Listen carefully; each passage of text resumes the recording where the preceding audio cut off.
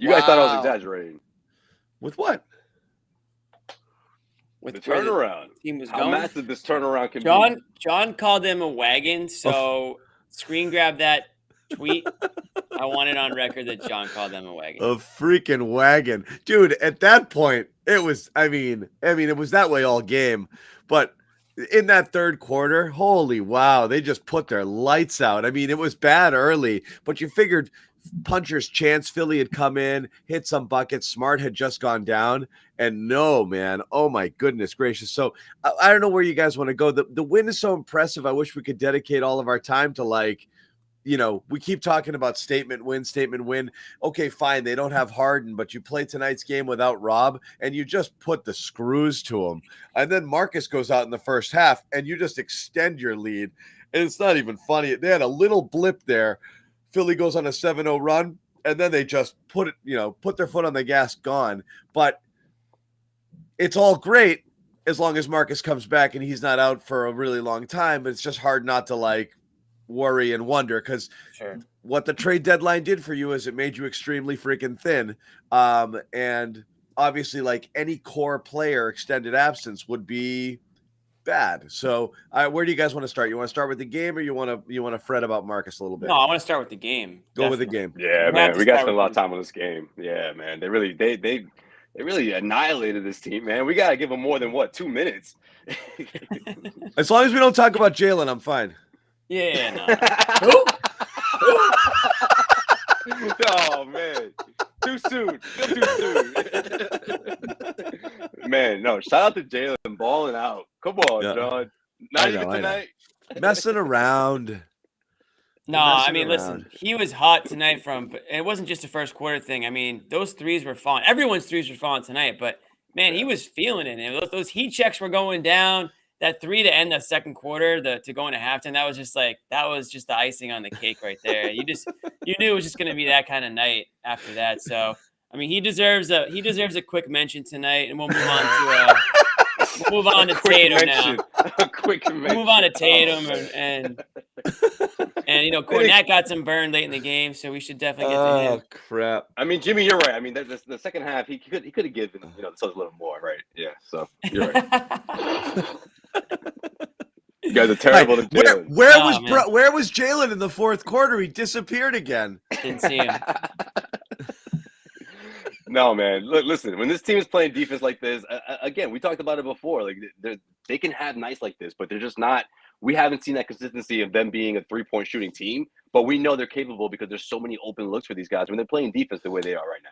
So, like, nights like this are bound to happen. But to do it against the Philadelphia 76ers, and regardless of no James Harden, it's a heck of a message. Yeah, it's that much sweeter. And in my opinion, it's a message. It's a, hey, look out for us. Maybe not like a message in the we're going to get you in the best of 7 series, but more like a, hey, look out for us. We're out here. We're surging right now. Look out for what we're about to do. Yeah. Sherrod, what do you got? You were there. I don't think we can hear Sherrod, or I can't. Sherrod, we can't hear you yet. That's part of the problem.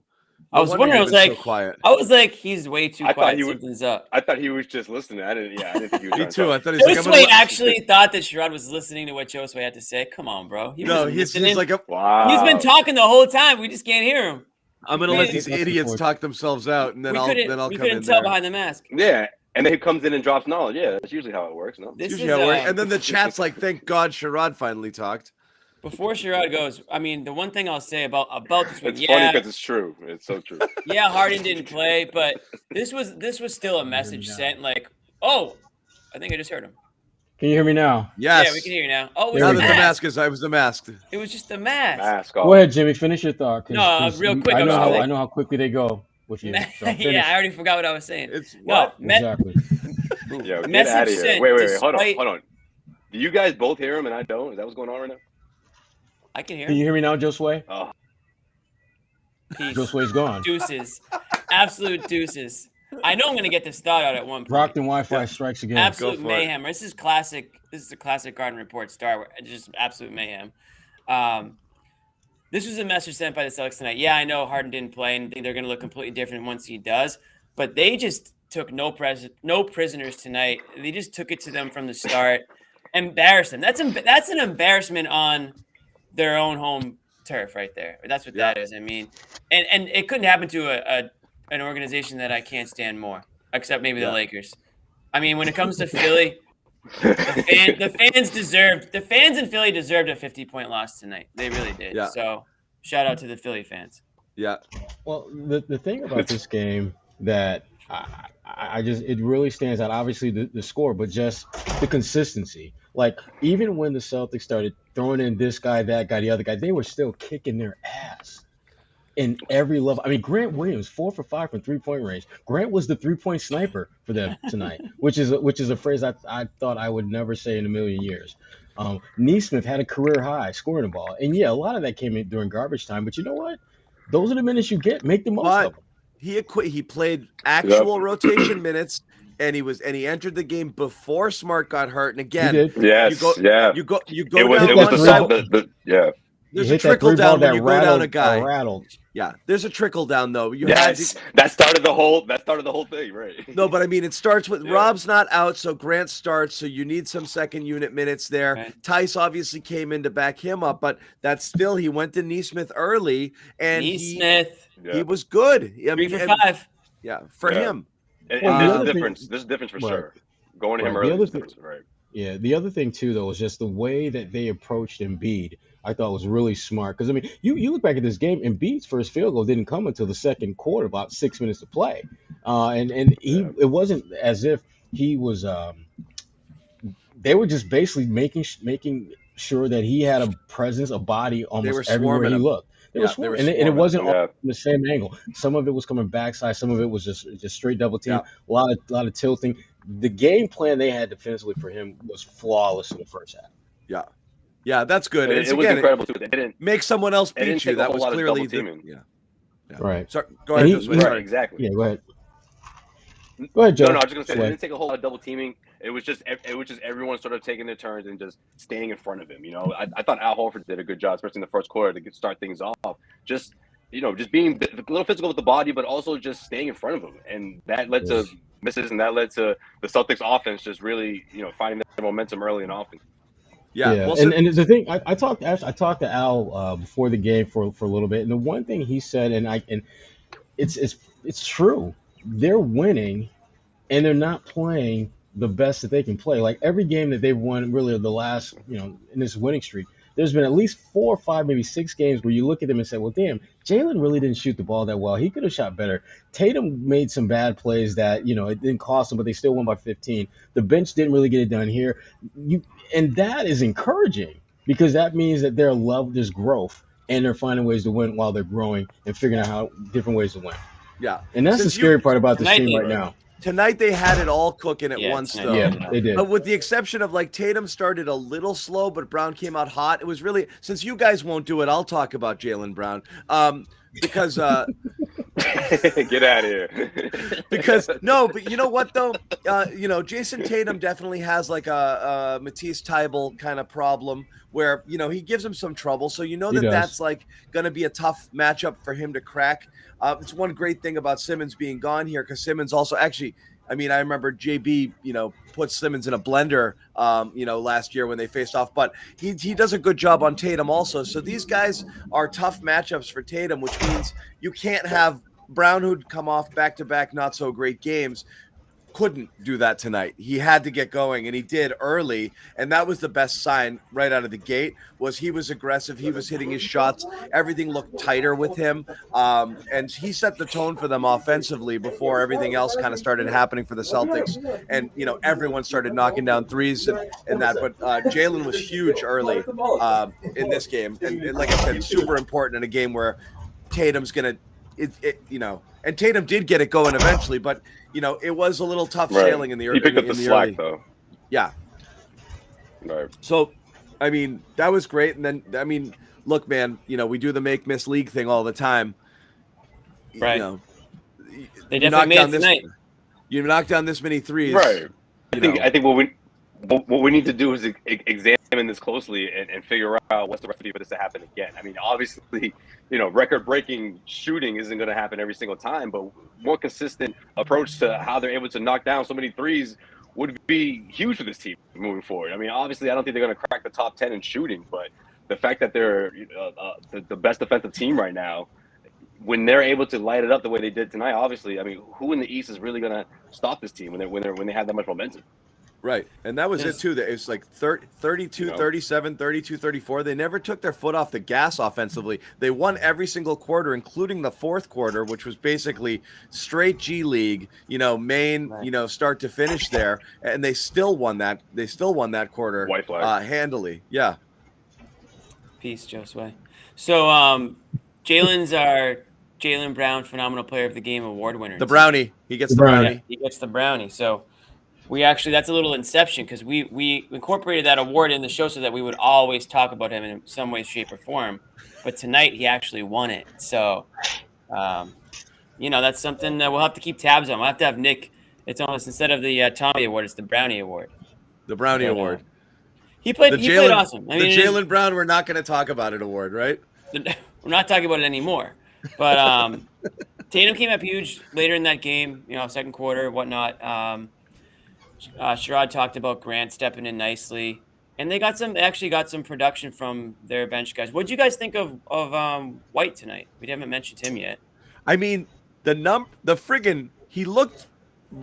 didn't blow you off the page, but he finished with finished a plus 41. Crazy. Yeah, right. I thought right. I mean, I was going to say, I thought he stepped it up right after Marcus went down, but it wasn't even stepping it up. It was just more of the same, like he's just been so solid since he got here, Yeah, I mean, he's just playing his game, and he's kind of fitting in really pretty easily. Yeah, he's a real deal. I mean, he gives them exactly what they need. I will say, he being the type of player that isn't going to always fill the box score in the most impressive way. I do think he was helped tremendously by that first game where he did fill up the box score a little bit and knocked down his threes and was kind of all over the place. And everyone was like, all right, because they've been quieter games the next couple, just statistically speaking, but that's not really – everyone will tell you how he's making his impact, isn't really through the traditional stats and the box score numbers. Solid. There wasn't a drop off. You were worried there when Marcus went down that would be a problem. It didn't happen. What I'm surprised by is even with Marcus out, he wasn't the primary ball handler really in many situations at all. Are you surprised at all? In the history of the NBA? Not really. Necessarily. I mean, yeah. Sorry, go ahead, Sherrod. I'll go after. No, I was just going to say, it doesn't surprise me just because they have such a free-flowing style of play that is pretty much whoever gets the rock, you bring it up, unless there's a specific matchup that you want to kind of go at in a half-court set. Like I thought the only time he really brought the ball was when they wanted to run something in a half-court set and they needed someone to orchestrate, to be the project manager and organize it. And so I thought that was his role. But for the most part, they recognized that there were so many holes in the Sixers defense that slowing the ball up was a bad idea. It was just a really bad idea. Just attack them, and that's what they did early and often.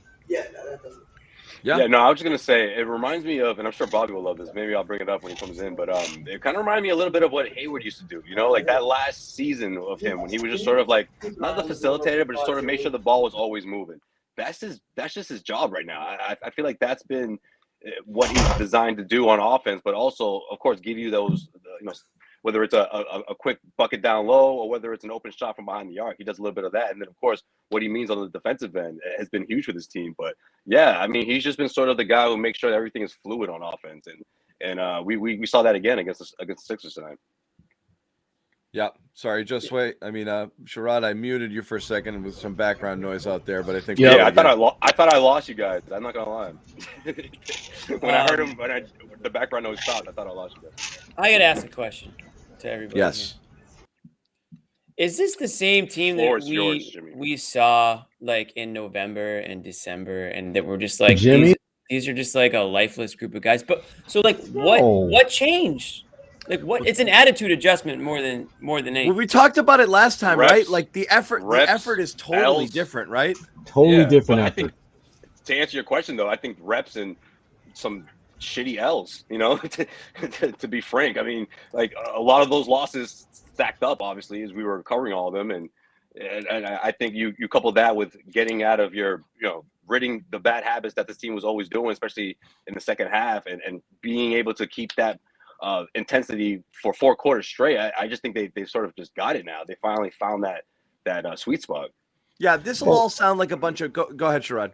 No, I was just going to say, when I talked to Al this morning about that, actually I asked him that very question, like, what the hell happened? Like, you guys have been like world leaders the last like couple of weeks. Before that, you kind of get your ass kicked quite a bit.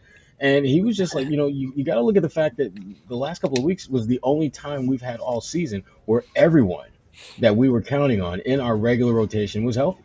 And it's not even so much that you're playing all these guys. It's just, what your role is. You know that you're going to be putting your best 5-man lineup out there night in and night out. And, he said it's hard for people to kind of understand how chemistry changes from one team, from one possession, from one group to the next. And when you find it, though, you know it. And they have that now. And obviously, we talked a little bit about it, but Marcus Smart's situation, it's a nervous one. There's a reason to be. And Bobby, he'll come on here at some point and talk about it. But this was the thing that you worried the most about. That one, part of the machine not being available. How are they going to respond to that? And obviously, the second half, they beat the snot out of the Sixers. But what are you going to do against the Detroit team, which you should beat easily, but not having one of the pieces in your machine, how much is that going to impact how you approach the game, how you play that game? Well, the part of it is like, and again, this is like XO platitudes about like wanting it more and getting it. But like we've talked about this team as a front runner before. But real quick, guys, how long do you guys think it'll take for Bobby to start talking about Peyton Pritchard opportunities? Couple minutes? 3 minutes? We'll see. I hope not. I hope Just not. saying. Look, we've talked about them as front runners in the sense of like, they haven't done well late in games and they're do better with the lead. But another way to look at it is also like just experiencing some sustained success can be a little bit of contagious and you want a little bit more of it. So like even stacking together a couple of wins, like seeing something work, like you start with this switching defense and they're a little bit all over the place in the beginning. And then you're tinkering with lineups and things aren't working. And you're working with Tatum and Brown as primary ball handlers at certain times. And that's not working exactly right. And you're trying on different shoes and different things and see if they fit. And they've been doing that a bit. And it's not to make excuses for it, but like, your coach is like, do this. And you're like, okay. And then you go out there and it doesn't go great. Are you super excited to run out and do it again the next day? Or are you starting to question like, are we doing this right? Is it me? Is it you? Is it him? And so like seeing it work, like just increases buy-in, So like you've done it now a few times in a row and you're like, a formula. If we do this and we do this and we do this, it results in this. And like, I don't know. I mean, like I said, they're rolling. Like each game, they look better than the last at this point. And you're right. They're overcoming like each time it's not even perfect. It's like, wow, they won against this pretty good opponent. And this guy weren't great. And they played a crap second quarter. And like those games were automatic L's before. And now they're coming out as wins. So it's like, I feel like there's that buy-in. And the buy-in wasn't like they didn't trust Ime necessarily. They just needed to see results. Yeah, seeing is believing. Well, right? Yeah, and now they've got it a little bit. Yeah. Yeah, that's what we were afraid of 2 weeks ago, right? I mean, we were like, look, this is sort of the soft spot of the regular season, the time where you're starting to run out of time, right? Like the All-Star break is going to be coming up soon. You're still in the playing territory in the Eastern Conference. So this was the last 2 weeks, and then all of a sudden they rattle off 9 wins in a row. I mean, that's how everyone buys in. They see the results. Winning is the ultimate. Okay, we see what you've been saying, Coach. It's the ultimate. Everyone's gonna believe you or believe in the system when you rattle off 9 wins in a row, and you all of a sudden you're in the sixth spot in the East, and you just cut a game from the Philadelphia 76ers who had a 2-game lead heading into this matchup. Like, man, this thing could really get going. Like, whether we're talking about them cracking, a top 4 seed or just having this momentum overall heading into the postseason. Well, what's crazy is like 2 weeks ago, we weren't even talking about this team as like buyers. We were like, are they going to be sellers? Like, are they contenders? You know what I mean? So it has happened very quickly, and maybe it shouldn't be that big of a surprise because, we did see flashes of these guys playing well, but they just couldn't maintain leads or they couldn't play for a full 48, and now what we're seeing is their defense is leading to offense. And that's the mark of a good team or a team that's actually playing for a full start to finish. Exactly, discipline. Right. You know, if you're not playing strong on the defensive end, then you're letting the other team score on you, get back on defense, and now it's a lot harder for you to get into your sets. If you're trying to run fast break, you can't. You know, the fact you don't have a traditional point guard in those situations where defenses are allowed to get set, you know, that's one of the worst things that can happen. So their defense is leading to them having the advantage on the other end because they're shutting guys down. And when a team starts shooting, you know, 25, 30% from the field, I mean, man, their shoulders start to slouch. They start to play a little bit slower. They start doing those Hail Mary shots that we've even seen the Celtics do at times earlier in the season. And you get into these one-sided, you know, suck the life out of them games like tonight. And it was just a good, you know, you kind of just one of those games where they just put their foot on their throats. You know, it was nice to see that them not let up. You know, like I think John mentioned, like the Sixers went on a little bit of a run. I mean, it's the NBA, like it's gonna happen, but like it never got even close to the point where anyone was worried of a colossal breakdown here. What do you guys think of that comment? Is that true? The I love you all, you know, was that the one that changed everything? Marcus Smart saying that? I like that. He might be onto something there. I don't know. Jalen Brown gave him a compliment after the game off on the walk-off interview. He did. Yes, I noticed that. I noticed that. It was the first time all year. Look at that. Yeah. He said seriously, like when have they ever said a solid positive thing about Marcus Smart? Like it's been a long time. Yeah. Yeah. No, I really they kind of laid it up for him, but he did, you know. Besides Ime, he's the only one I've heard positive things about. I mean, it hasn't been all negative, but it just hasn't been mentioned much about Marcus. Sure. Yeah. Very quickly, one thing I do want to mention to people out there, because I know Jimmy loves this. This is Jimmy's new favorite thing. What's your favorite thing, Jimmy? We talking about Discord? Yes. Oh yeah, Discord. I was watching the game. I was looking for you guys. I didn't see anybody. I saw Josue on there. Shout out Josue. Oh, we talking about Discord? Our producer Amit. You know who hasn't?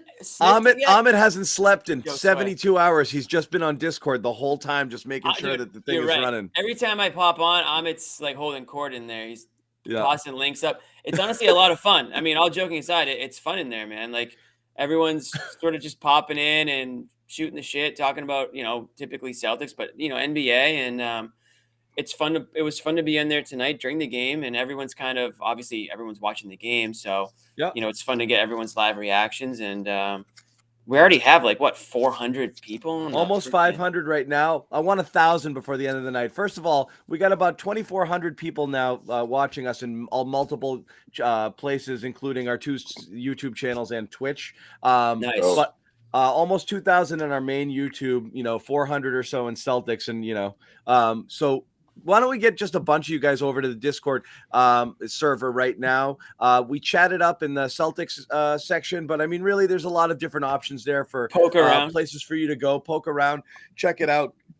The link is pinned to the chat. Join up, jump in there, chat. The chat's going now during the game. It was going during the game. It's going during post game. A bunch of us usually jump on after the post game show is over, and we'll be there to chat with you guys if you're interested at all. And then at various points throughout the day, and as time goes on, we'll start to have more planned chats. You know, Josue might be hopping in at noon on a Tuesday, and Jimmy's kind of a Friday, Saturday night sort of guy. You might get him coming back. You know, coming back around midnight. I did audio Discord. Coming back from a fun night. We have audio Discord on there too. We can jump in and do voice. You know, people are just chatting up in there. You know, and the show's not over, guys. We're not going anywhere. We're just telling you, Discord's also a thing that we do in addition to this. And the link is invalid in description. CLNS Media. Anyone else getting that problem? Jeez. Anyway, join Discord. We're going to talk more. We're not going anywhere. We're still here. We're hanging out. But you know, jump on with us. It's fun. We're doing it forever. But obviously, throughout the course of the season, there'll be a lot of stuff to talk about as we kind of continue on.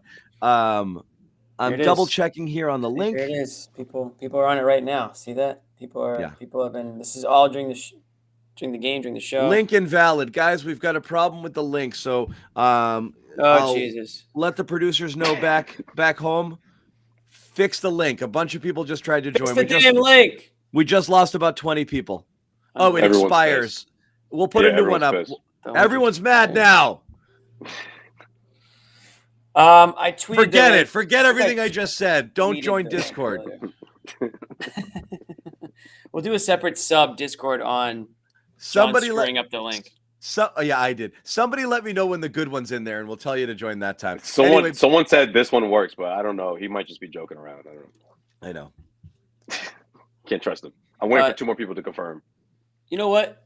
Maybe we shouldn't make it so easy for people to join. You know what? Might make it a little bit more exclusive. I kind of like that idea a little bit. Let's make it easier, okay? We got a new situation. The last thing I'll say about it, and then we'll move on. Ready? Here's a link you can just type in. What do you got? I don't know. Is it up there? Oh, there you go. Oh, that's easy enough. Do that. CLNSmedia.com/Discord. Easy, short link, quick link. CLNSmedia.com/Discord. Go there. And Amit, Someone said we'll tweet the link too. Someone said there's 700 million people on Discord. That's funny. That's funny. That's impossible. That's a joke on me, and I gotta give him props for that. That's funny. That's really funny. Sherrod, I know it's not the game story, but you mentioned him earlier. What did you like on it? We do this, and then the next time we see him, he's just the same kind of basket case, and he plays 6 minutes, and then he sits down, and then that's the end of his night. But do you think Nesmith did enough in his first stint to have earned more minutes if the game weren't such a blowout? Yeah, I do. I think he was, and a couple reasons for that. One, because of the way he was playing, but two, you didn't have Rob, so you had a vacuum of minutes to disperse to the rest of your team, and someone had to, kind of enter the rotation who doesn't normally play, and Nesmith is that guy. But he did a lot of good things out there. I mean, he had his typical head scratching moments where you're like, dude, you're open. What the hell are you doing missing a wide open shot? Yeah, that corner. But yeah, he had those moments. But overall, though, he did a lot early on to justify why he was going to be out there longer stints. But to me, Nesmith at this point, the ceiling for him is like 10, 12, maybe 15 minutes a game. That to me is like the most you're going to get out of him.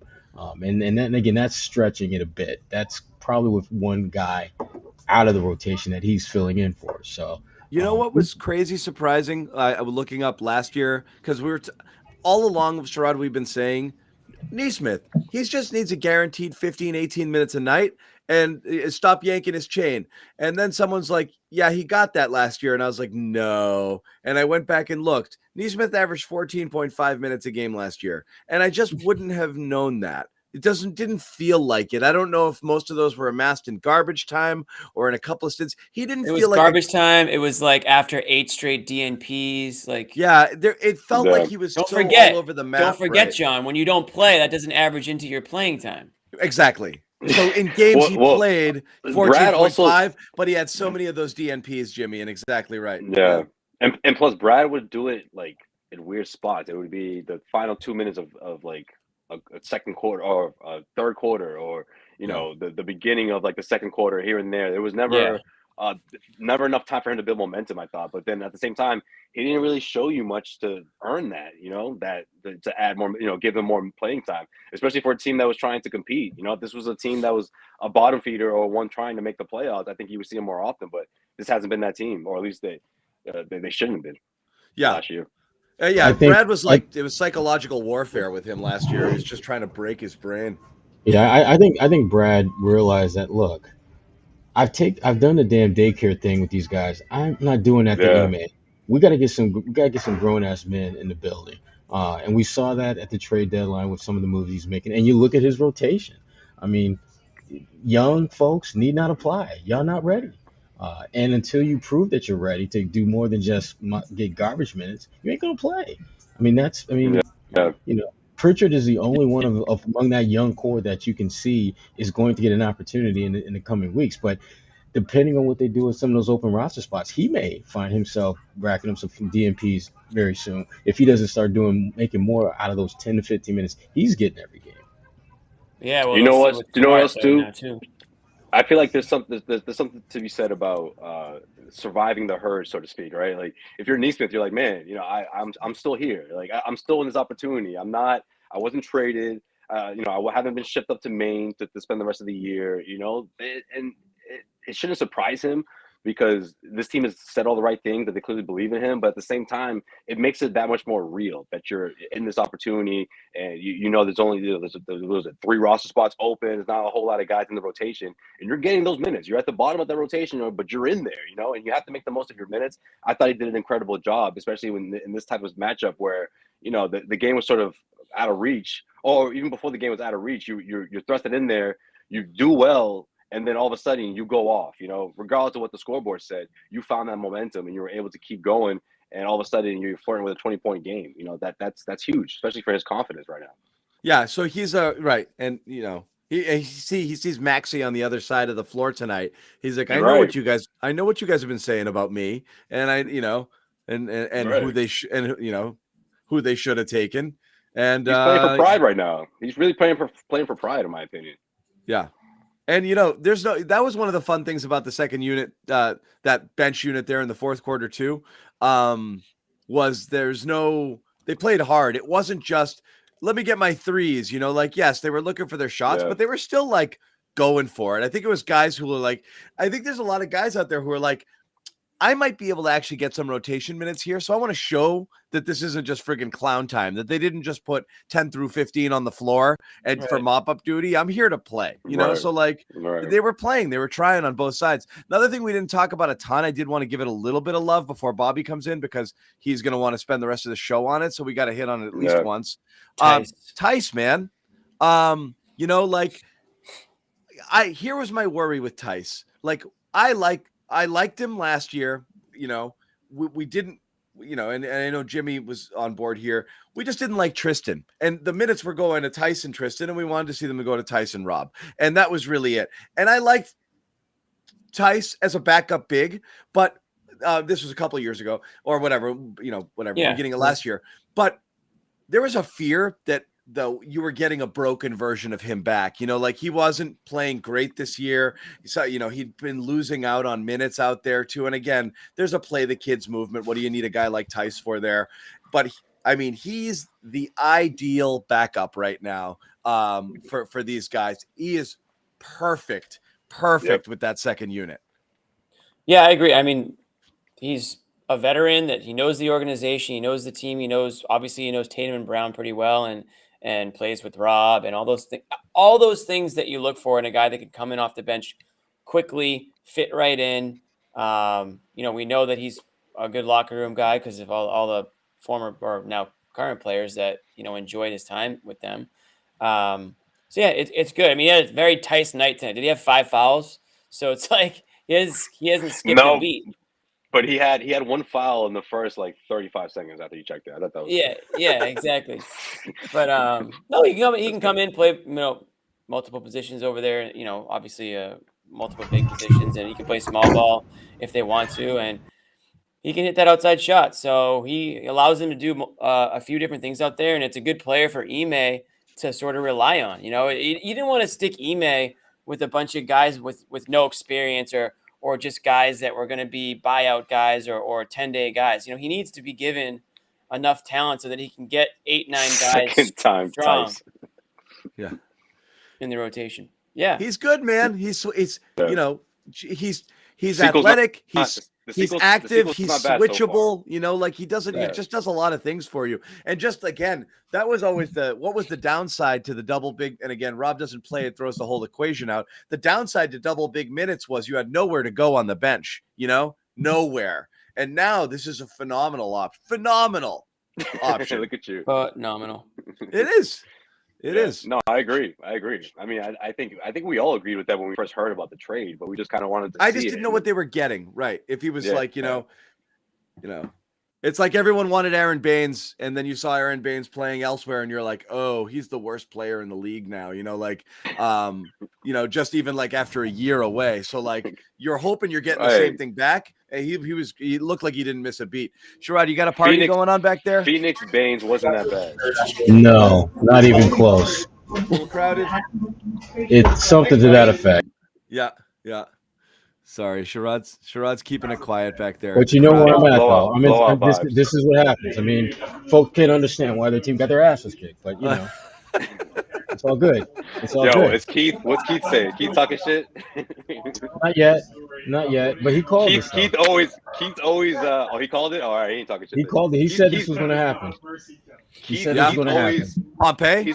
Yes. Yeah, he's got his Philadelphia 76ers at, he usually He comes called correct this with the. one though. He said that. He said it was going to be this kind of game. I'm thinking like you Okay. full of. Well, I'm not going to tell you what I said he was full of, but Yeah, you two don't use you don't use PG language when y'all two talk. I noticed that. yeah, something like that. Yeah. It's great though. It's entertaining. Tell Bodner we got his pod waiting for him if he's out there too. Oh, good call. We got it warm. We got it warm and waiting for him if he wants it. Yeah.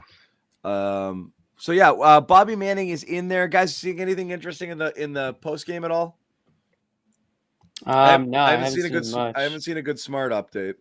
No. Oh, Ime said he rolled his ankle pretty bad. That's all I saw, and they're gonna. Yeah, that's all he said. Wait till I see tomorrow, I guess. Yeah, I mean, he's not going to play against Detroit. There's no point. Just let him rest. Yeah. Yeah, the thing that you're concerned about is whether it's something that requires something beyond just rest and recovery. That's your concern at this point. Speaking of Ime, I was trying to wait until Bobby came on, but I don't know where the hell he is. He must be just living up the media availability right now. But there's a lot of people.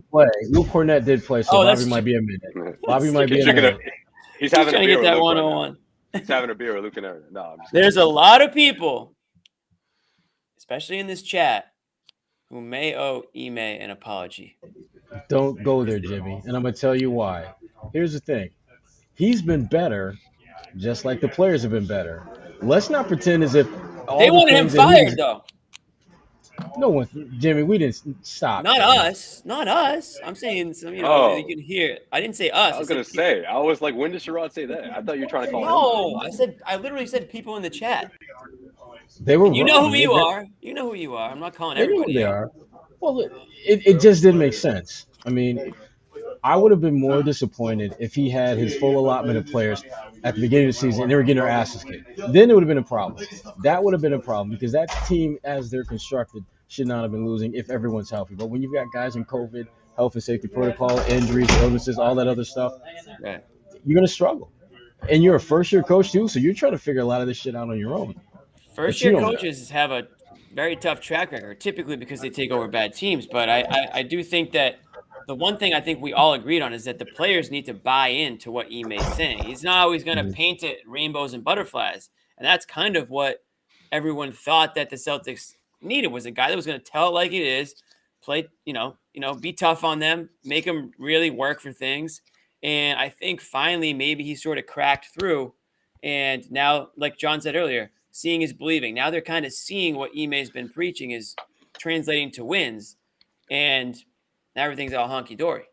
They are getting, there's the whole, like, they're getting extremely fashionable as a pick now in kind of the Twitter sphere, and not just among fans and people who follow basketball, but among like people who cover basketball are starting to talk, like there's something happening with this team right now. And again, you really hope the Marcus We're the hottest team in the league.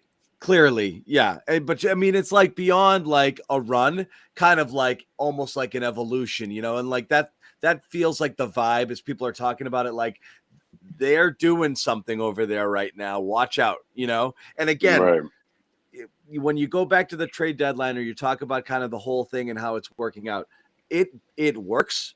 If Tatum and Brown are Tatum and Brown, if Tatum and Brown do Tatum and Brown things and everyone else plays their role, that's enough. That's enough to be competitive against almost anybody that you're going to throw out there right now.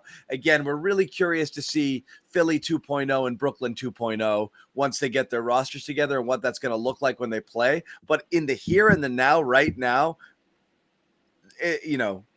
there's not, again, we keep talking about where's the quality wins going to come. Who are you going to put in front of them right now that you're going to be like, oh, that's going to be that's a team they can't beat? There really isn't one right now.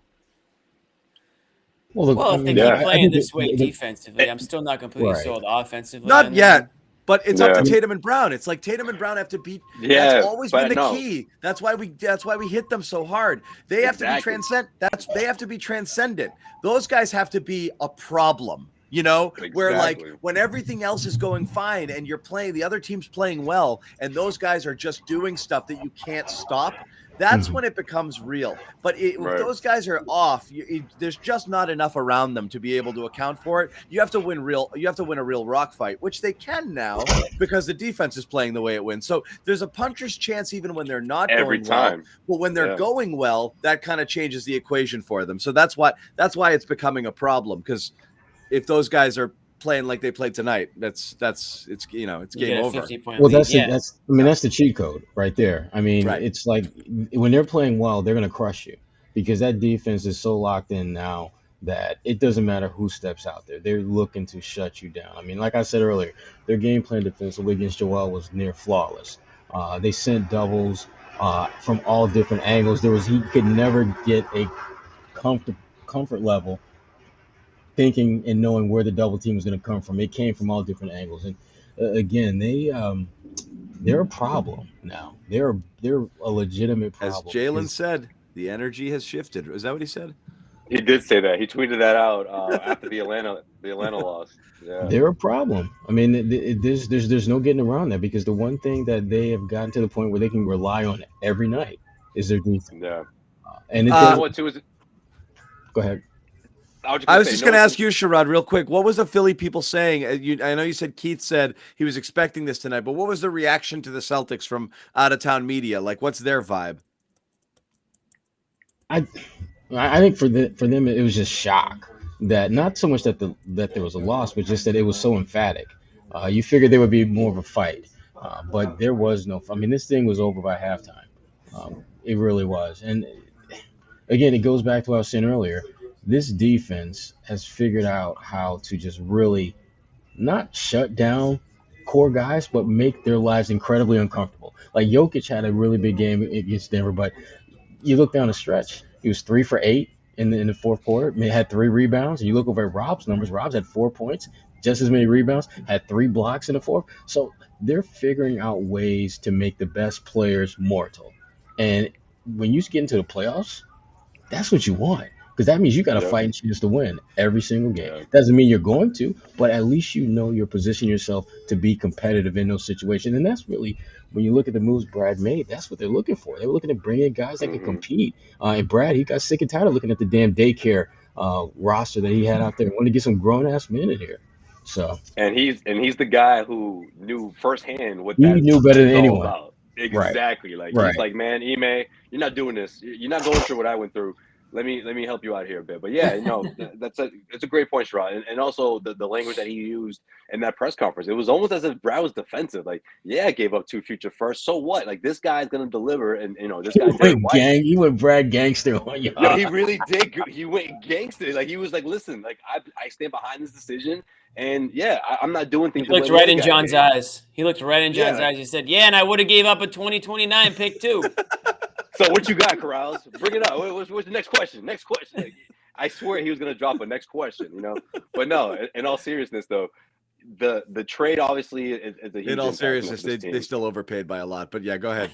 They did, but that's not on him.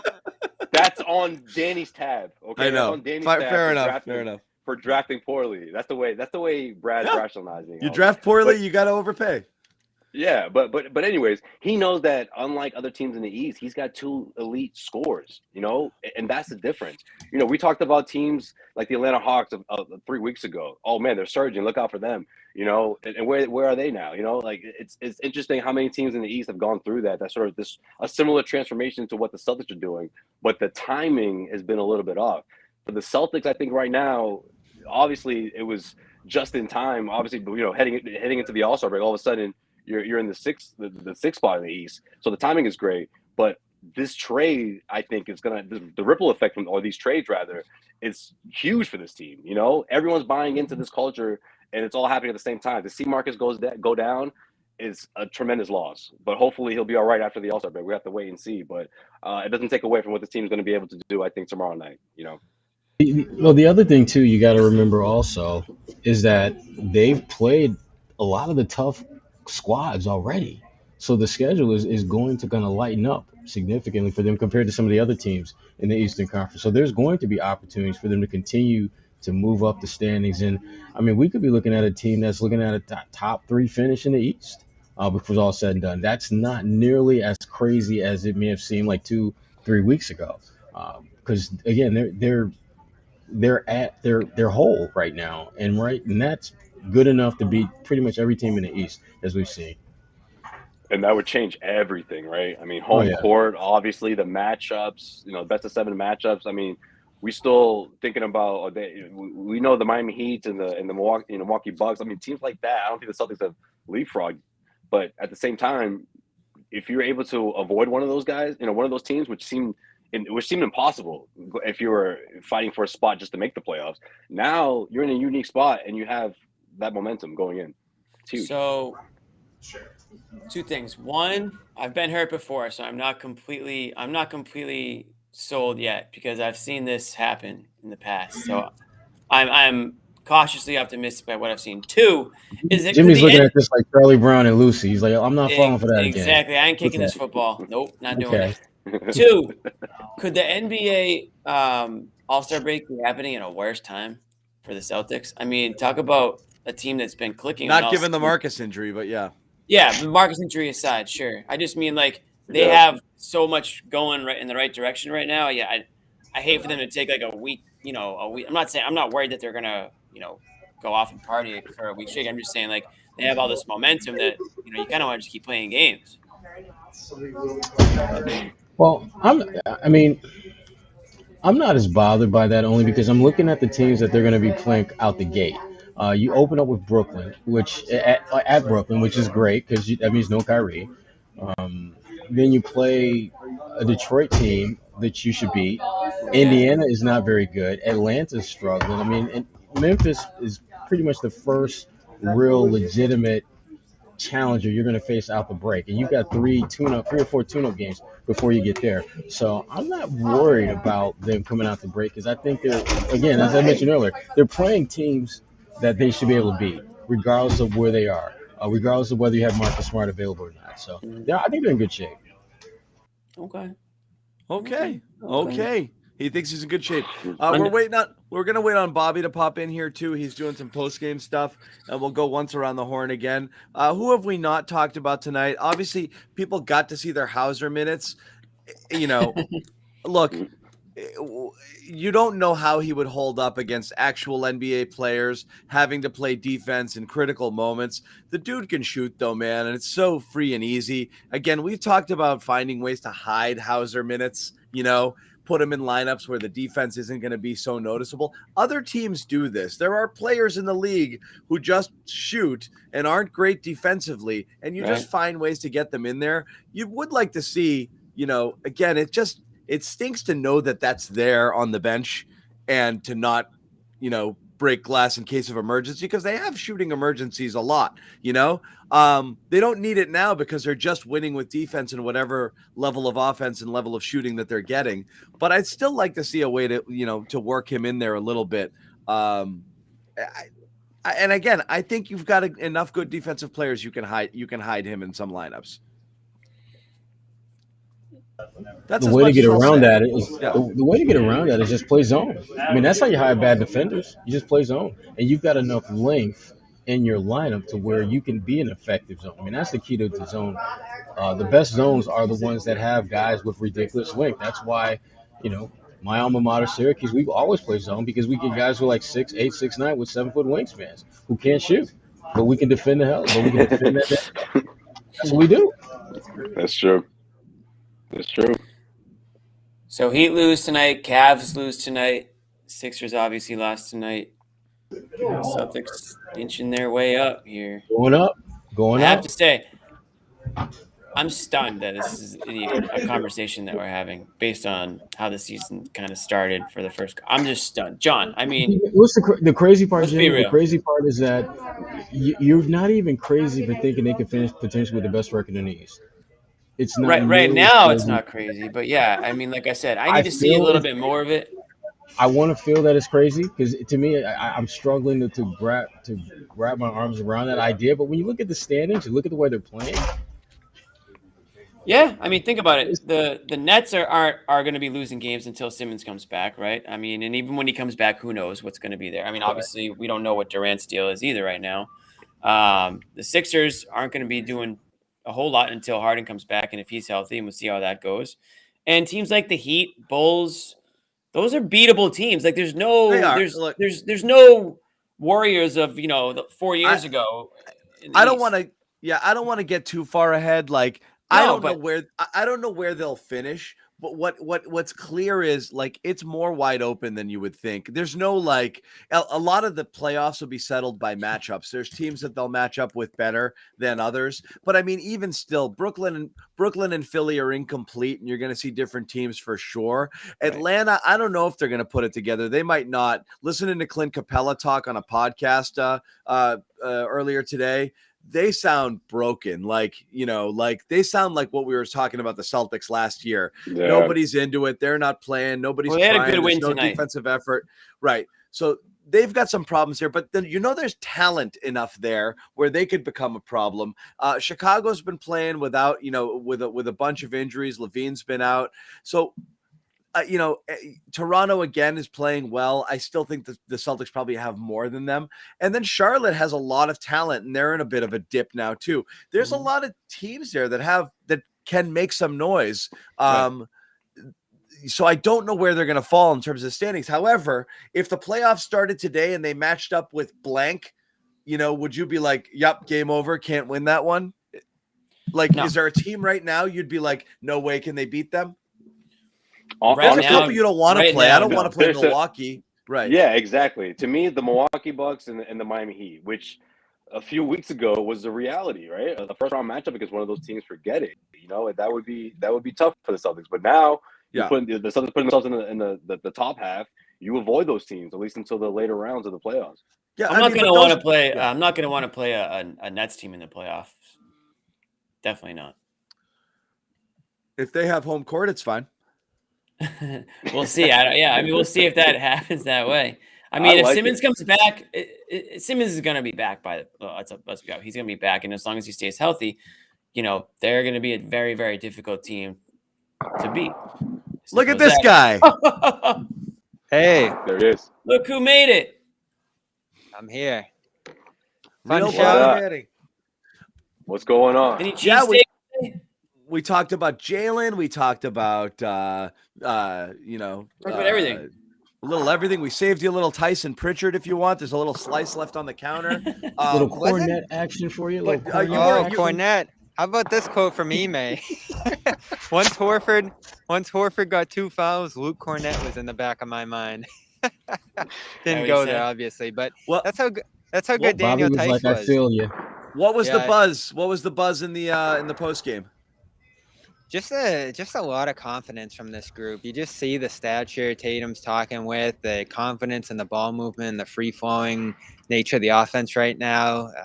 Like just this, season highs getting thrown around in terms of blowouts. And this team holding, for the 4th time, a team under 33%. They have 4 of the best 12 field goal percentage defensive games in the league this year. And this was the best tonight, 28.9-ish, or just 28% from the field. No team has held an opponent to that number this year. So this group just feels good about where it's at. The fact that you can plug Grant in there. Tatum talked about the fact that that made everybody feel like a little bit more energized on the defensive end because they knew they wouldn't have Rob to lean on. And you saw it early in this game. Like they were just piling up stop after stop after stop. And it's funny because Harden sat on the bench and watched the Nets go down 28-2 in that game. Here, he just watched the bricks pile up in the first quarter. And the look on his face, man, it was so funny. He's like, all of it on national television too, back to back, national television, TNT games, and Harden's just like this. All of it with him wearing that damn outfit. Like, what are you wearing? That was unreal. Bobby, better fit tonight, you or Harden? I wish we could get a side by side of fits tonight. Bobby, it depends what you're going for. Bobby with the hat. Mine's a little more traditional. I didn't mind it. I thought it was an interesting attempt, but it wasn't bad. It was unique. Interesting attempt. You got the hat, Bob, or what? A couple people are calling for the hat. Okay, it's in there. We took it off at halftime. It's warmed up in here. What was the vibe surrounding Smart? Oh yeah. Interesting comment from Brown about Smart is talking about Smart's temperament over the last 10-4 games. I thought that was an interesting word choice there, just in terms of how he's been playing, the temperament or the approach to the game being the key word there. But basically, everybody just felt that someone else is going to have to step up there. There wasn't a huge concern over it. And honestly, I don't have a ton either. We'll see what the grade is and everything like that. It's an ankle sprain. He'll miss some time here for sure. But it looked really bad when he went down. And with the All-Star break coming up, Detroit tomorrow, there's no good time to get hurt, but he'll have a week and some change here to recover from whatever grade of a sprain that was. It wasn't great to see him not being able to put weight on it, though. Overall, though, Ime was pretty tight to the vest about it. He said he didn't like the way he was walking when he left the locker room here. It looked bad. Oh, that's not good. Did he have crutches or a boot or anything? No word on that. No, it didn't look I good. mean, If only we had somebody there to look. come on. Watch him leave. Damn, Jimmy. Damn, Jimmy. The hell, He's trying. No, it'll trickle out. We'll find out soon enough. It's all good. Yeah, I mean, They'll be back in Boston tomorrow. the worst ones are the ones those are awful when you step on somebody else's foot. Yeah. Those are so It looked bad. very painful. God. So, again, you'll see. I mean, what's the point of playing doctor? 2 weeks, 3 weeks, 4 weeks. You're hoping it's not 6 weeks and then lingering, So like anything within a couple of weeks, you feel pretty good that you got away with one. Yeah, I was talking like it's a good thing it wasn't the calf strain we saw last year. That's what I think you thought. threw out Yeah. there, John. Well, I think that's what he was Like, holding. I thought he was Yeah. holding his calf. I thought He That's was what probably thinking. He's probably thinking about that. That's why. and the But, yeah. calf strain was like a tear, like it was like bad. Well, listen, Yeah. guys. I mean, again, not to be all doctor, but when you roll your ankle, you do pull multiple ligaments in that leg. Yes, the calf you tear could still them. be affected. Yeah. The calf could still have been. The calf Good call. ligament Jimmy is coming through with connected the to medical. the ankle ligament. with It's the almost me- like the knee bone and the hip bone. Here we are connected to guessing the- injury. What the hell are we doing? It's not the injury. It's just the momentum slam the brakes. Whether you lose him for X amount of time or it takes him a while to get back into it, it just was. That's why it's bad timing, and the fact that they're so thin. You lose one other person for even a teeny bit of time, and you're in a weird place with this team. So It was interesting though, because I thought the rush was going to come right after the end of the second half. I think it was just under a 30-point lead coming in the second half, but Grant and Al hit those threes, and it was off to the races from there. The Philly just never made a push, even though Smart wasn't in there. They got minutes against Neesmith and Pritchard. Those guys actually played pretty well in this one, Neesmith especially. So they held it down from a depth standpoint in this one. And then obviously the deep portion of the bench there just mashed Phillies. Like I wrote on Celtics blog, a couple games ago, this is a key spot for Pritchard and Neesmith. It's like sink or swim for those guys right now. And this was probably Neesmith's best game of the year by far. So Pritchard did a good job spreading the ball around. Both of them fit into what they were doing defensively, obviously, given the numbers that they held the Sixers to here.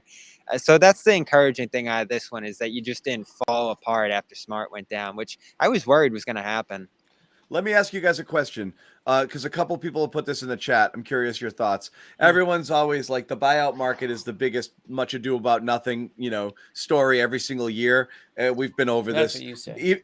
Even the best guys, whatever teams they go to, end up not making a huge impact. But they always go to the same teams. You see I Googled Dragic today just to see what's that market going to look like? Yeah, and I saw that. They list 7 teams, and the Celtics aren't one of them. It's like LA, Miami, Chicago. Yeah, Dallas. exactly. So, but the question a couple of people asked in the chat is, now that the Celtics are A, playing extremely well and look like they might actually be a contender, and B, are actually a team where opportunity might be real, and you might be able to come here and actually make an impact, might they be more attractive than they would have been a week or 2 weeks ago? Because you think they chase one of two things. I want to go play in a place that's cool, like LA. Like the Lakers shouldn't be on anybody's list, but they're on everybody's list, See, I was just gonna say a couple of those the usual suspects, so to speak.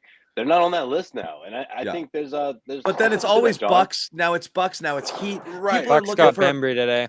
a quick path to the title, right? Right. I think the national exposure and the winning streak and the Tatum Brown, I think that helps. That's a good way to draw in one of these guys. But at the end of the day, sometimes these guys are just looking for the better situation. So it all depends on what player we're talking about, obviously, right? Like, I mean, if it's a guy who doesn't see an opportunity for them to play, then they may lean to another team, or if they have another option where they have a better chance to win a championship, depending on how old they are, they may pick that other team. So, but I think the Celtics put himself in a good position right now because of this momentum. I think that helps. Well, it helps definitely, but it again, they're battling perception. They're battling the reality that there are teams who have clear holes in their roster, like the Lakers. Like, I don't think the names that you see are on there just because it's in LA. It's because that team sucks.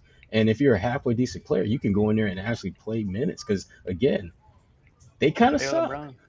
Yeah. And you look at a team like Milwaukee. Milwaukee is a really good team, the defending champs. And so they have the opportunity to contend for a championship to dangle out there, even if the city isn't the most attractive place in the world. And so the Celtics are kind of somewhere in between there. There are opportunities, but I don't think their opportunities are as abundant as people might think. Like, if I were a point guard and I wanted to go somewhere and play, 15 minutes or so for a really good team, Boston would be on my list because I know if I'm a pretty decent player and I got some experience, I can probably take Peyton Pritchard's minutes. Yeah, I just don't know who's out there. Dragic is. I don't know what he has in the tank. He didn't look good earlier this year with the Raptors. He hasn't played at all, really. I think he's done. Yeah, so, and then what else is it? It's just guys, It's nothing that's going to help you that much. Not John much. was right. The market didn't look great. And, Gary Harris didn't break loose. Doesn't sound like he's gonna. Other guys that sound all right. Tyreek Evans, like, who knows? It's been like 3 years since he played. No. So, yeah, nothing's going to help you there. You do need to fill the spots, though. You got about a week or two here where you actually do have to get guys in there. They said, Ime said at practice or whatever it was a few days ago, they're looking to either add shooting or developmental guys. And I'd lead developmental guys. Get some projects in here, big, who you can work up. I think there's a couple names out there in that regard right now. So listen, nothing's going to bail you out right now in terms of the buyout market. It's just guys, like that's, what about our old friend who we always get asked and I'm sure you guys get asked as much as I do on Twitter. Mr. He's going back to Grand Rapids. I know, so he's ripe for the pickings now. I mean, you just got rid of two guys, especially if you just lose Marcus Smart, though. I'm not saying they're similar players. Who's your friend, Dennis? You just got rid of Dennis. He is my friend, but he's my friend too. He's my friend, guys. Isaiah Thomas is also our friend. He is. Poor guy. He literally is like, what's it gonna take, guys? He's just tapping on the window. Speaking of finding jobs, it is a good opportunity to mention our sponsor, LinkedIn, one of our many sponsors here at the Garden Report. It is a new year, but it's feeling harder than ever to find and hire qualified people you need. That's where LinkedIn Jobs comes in. They make it easier to find the people you want to talk to faster and for free. We here use it at CLNS Media all the time, and it's a terrific tool. That's how we found Bobby. You create a post in minutes, and you can reach the world's largest professional network of over 770 million people, Josue. Wait, no way. Yeah. I was surprised too, Jimmy. 770 million people. Focus on candidates with just the right skills. Is there a hockey game going on behind Sherrod? I hear it's Hucks. It's got to be Bobby. I know it's the boards. It's the boards. You get your role. Get your role in front of the most qualified candidates. Use the simple tools on LinkedIn Jobs to quickly filter and prioritize who you'd like to interview and hire. It's why small businesses rate LinkedIn Jobs #1 in delivering quality hires. So here's what you do. You go to linkedinjobs.com/garden. That's linkedin.com/garden. Sorry, not LinkedIn Jobs. LinkedIn.com/garden. Post your job for free. Once again, LinkedIn.com/garden. Post your first job for free. LinkedIn just go in there Jobs and will help post you a job. Just post a job. find the candidates you want to get to. Jimmy loves this bit. He loves this bit. You don't even have to have your own company. Just post a job, and people are going to be impressed. People are going to be very impressed by it when they say, "Wow, he's hiring." Jimmy loves it. He loves this bit. It's going to hit at some point. Any other odds and ends from tonight? And again, can't Did we talk about Grant? No. But we can't That's it for the overstate. show. So we gotta go. No Grant, no Jalen. No, we can talk about anything. You can't overstate like how awesome it was, almost like top to bottom, soup to nuts. There's not a person you're gonna, and Bobby, I'm joking. There's not a person you can pull out of tonight's game and say, nah, that guy didn't. No, you can't. Every unit built on the last. The bench got built leads, and then the garbage time unit built an even bigger. Roderick lead. Thomas even had This a is couple. that game where the next time you have practice, like you're not running at all. Like coach is so impressed with you guys. Like everyone did their thing. Yeah, so. take the day off, guys. This is a good one. Yeah, exactly. Right? We're not running. No practice tomorrow. Right. Joel Embiid got 17 free throws, but that's okay. You know, that's out of our control. The way they handled Embiid was just brilliant. Yeah, he wasn't even near the rim at the start of the game. And Everything was far away. He still got flopping. those trips to the free throw line, Bobby. He be flopping. Well, let me ask you guys this: If not for generous whistles, Embiid might have had single digits tonight. I'm curious about that. Which is exactly what I wanted to happen, but it was impossible because they absolutely neutralized him. Go ahead, Bobby. I'm curious about Definitely. this. I wonder what you guys think. Is that strategic? Just hammering them, sending them there. Maybe you'll miss a few, but don't make anything easy. It felt like that was his goal. Sometimes like a couple were BS. Yeah, the Horford ones were. Yeah, the Horford ones. Grant had one too. Grant had one. Grant had himself. Yeah. But that's what you want to do with a guy like that. You want him to literally earn his points, and him shooting free throws is a way to do that. Yeah. Like I said, he didn't make his first field goal till like more than halfway through the second quarter. That's success. There's no way they're going to win when he's that non-factor for that stretch of time to start the game. No doubt. And without Rob, right? Exactly. Damn it, Bobby. No, yeah, did it without Rob. It's impressive. It really is. It really was. The way they were so connected early on that end. And listen, we're talking on the string of 16 to 20 now. They're the best defense in the league by like 5 points. It's starting to 99 like defensive rating. Yeah. It's starting to feel like one of those defenses where you feel like you're playing against 6 guys, you know? Yeah. Right. Yeah. They're just swarming. They're swarming. They're everywhere. I asked Brown and Tate it feels like to be part of something like that. And that's kind of what they talked about, John. Like it just feels like it's hard to score on you. I think that's what Jason said. Like and you can feel it just sitting inches away there and just how much size there is. There's no one to go at. I said that last show. This league now, like it's obsessed with finding the mismatch. There's not as much one-on-one breaking down guys individually. You're trying to find that advantage, and teams are still doing it against Boston, but they can't find it.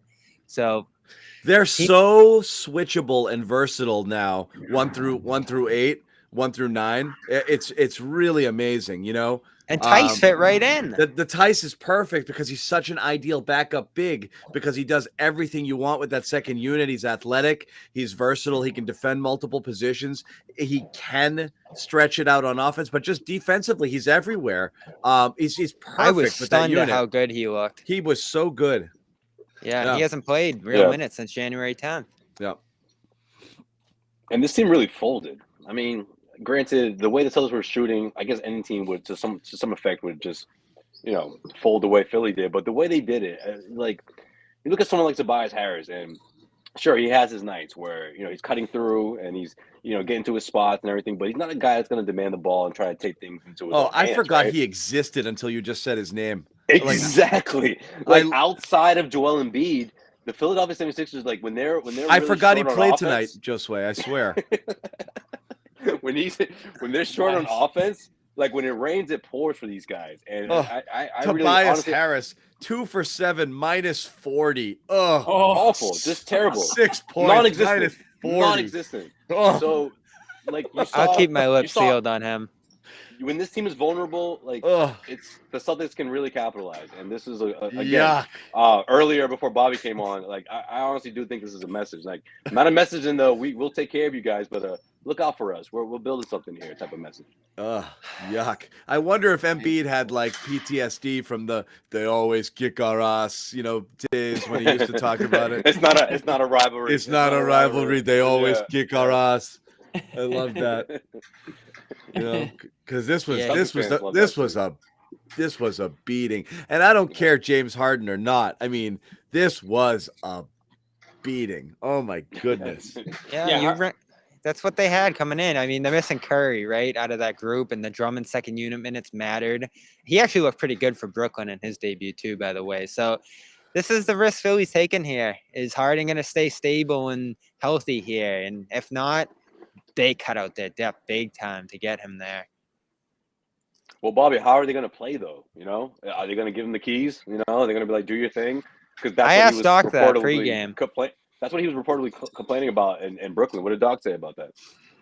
Yeah, he was just talking about all the different stuff that they can do with those guys together, and how that's like the least of their concerns. But it was a lot of chemistry talk, and he's a very honest guy when he talks about like his group and what he's doing here. In fact, he said he doesn't know how to use Paul Millsap, and he barely played in this game because of it.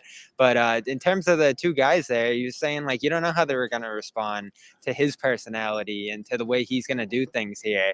Like they're at ground zero there, and he was pretty frank with it. They don't have a lot of time. Like there just isn't it right now. And so guys are in the practice, like trying to feel off each other and figure out what they're going to do in terms of each other. Like this is going to be a boom, boom, boom process here in terms of figuring out how to play with each other. He used the word process. You did that on purpose, Bobby. I know you did. Good job. Yeah. Doc Doc's going to be writing those excuses for at least a month or two. I mean, they're baked in. You're shorthanded because you lost a couple players, and until you get your other guy back, and then you got to work through it. I'm really interested. But are we going to get? Yeah, I think you're about to say what I'm about to say. Are we going to get angry, Doc? Though, like him and Harden, I don't know. It'll be interesting. We'll see. I don't know, but all things are looking good. You're hoping for, fingers crossed, the couple of week Marcus Smart injury, and that's it. Final thoughts before we wrap it here. We're back tomorrow. I'll go first because things are tearing down around me right now. I'm about to collapse through the floor. Some dude from Philly about to yell at Bobby right now. Derek White's obviously the key now. Can he take over this offense? And this one game, and it's against Detroit, so we're not really going to get a good look at it here. But you would assume that there'll be time after the All-Star break that Smart might miss there too. We haven't really seen him commanding the ball yet and being like the every play point guard, the organizer. It didn't Smart's happen when Marcus was out either. He did not have the ball in his hands a lot. Yeah, and Tatum's making great decisions in those spots, which is good. I thought he was just amazing again, whipping the ball around. Maybe Tatum's good enough to do it at this point, and White can keep playing the same role. I don't know where you guys are at on that, but I've been very impressed by what Tatum's become as a ball handler here. Brown, ups and downs. I thought he was decisive early, scored those points, and honed in on the scoring, which is still where he's at his best. I got a lot of crap on Twitter off the start there, but I'm still looking for the quicker decisions. Bobby, people were demanding that when you do arrive to this post-game show, the first thing you did was apologize for your Jalen slander. I don't think what I said is dramatic as it sounded. In other words, you're not getting a damn apology. That's what. No apology cam tonight, folks. Bobby, Bobby's like, hell for no, I ain't apologize for a damn thing I said. I feel you, Bobby. I got the Brown. What was the question? When you ask something and he goes to that. I got that when I asked about it today. So I don't know how he felt about that, but I did take it to the room. I wasn't just yapping on here about it. No, it's fine. Damn your apology. Yeah, it's you dared say that one of the beloved untouchable Celtics stars didn't play well for a game or two. How dare you, Bobby? You can't say that. Sherrod, anything from you? No, we've hit all the different angles with this damn game. They beat the snot out of them. Moving on to Detroit, and hopefully you can get Marcus Smart back at a reasonable amount of time, because again, he's been such a key, integral part of what you're doing and your success. Don't fall asleep tomorrow. So right, and that's it feels like it's a trap game. The last game before the break at home, you're playing great, and you're playing a team that sucks and has nothing to lose, literally nothing to lose. Yeah, they really suck though. So you're gonna have to really fall into a trap. Josue? Yeah, I mean, to piggyback on that, just grind it out. Make sure you stretch this thing out to 10 wins in a row. It'll be interesting to see who's handling the ball most of the time. I don't think we're going to see a whole lot of Pritchard. Maybe see a little bit, but I don't think it'll be for that reason.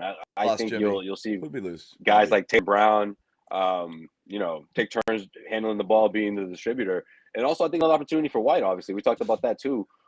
Get out of here. he's been the geez, what you kicking everybody out of here? Nothing. I was just kicking Jimmy out, see if he noticed. He looked so confused when you brought him back. Yeah. So yeah, the same obviously, but I want to see how they look without someone like Marcus and guys like Tatum and Brown pick up the slack with him out. Jimmy. I echo what Josue said. I'm going to be all eyes on Derek White tomorrow just to see how. I mean, I imagine he's going to get the start tomorrow, so he's going to get that burn with the first unit right off the bat, and I'll just be looking for that. And either way, I hope they can cruise into the All-Star break with a win, but I don't think I mean, they're going to lose at some point. So if it happens before, it happens before. Yeah. Give me back. For me, go ahead, Josue. No, this has nothing to do with the game, so I'm just gonna wait till you go. Go ahead. I'm gonna say, give me back-to-back Nesmith nights, okay? Give me Nesmith early and often tomorrow. I want to see him stack good performances together heading into the All-Star break. It's as important as anything else that's gonna happen tomorrow. You've done a lot of good things. Build the kid up a little bit. Yeah, you're gonna need it. It's gonna pay off. You're thin already. That's a great call. You need, please.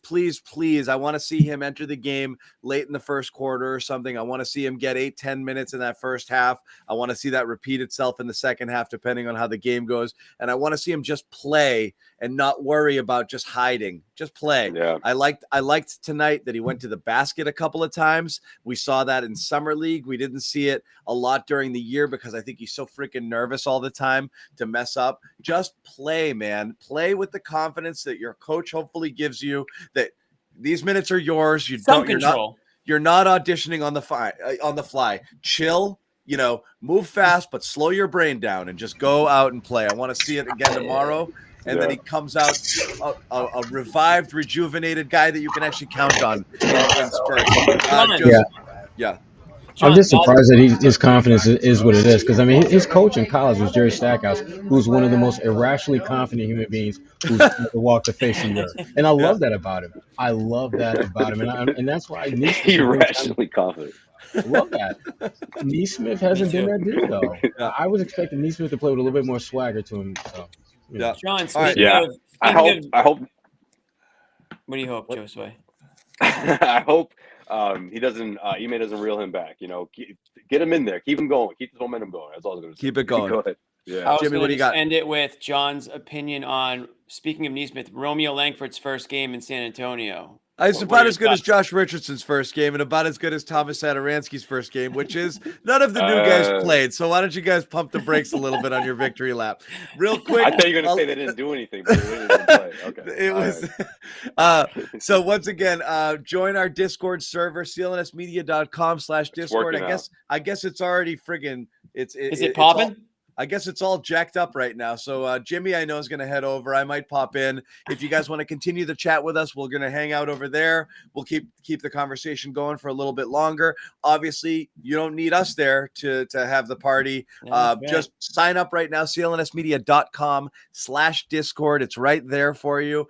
Come hang out with us. And again, shout out to our sponsor, linkedin.com/garden, to post your first job for free. LinkedIn, of course, the number one place to post your jobs, to go hire people for potential jobs. You don't even need a job, Jimmy. LinkedIn.com/garden. Post your first job for free. Once again, the Celtics win.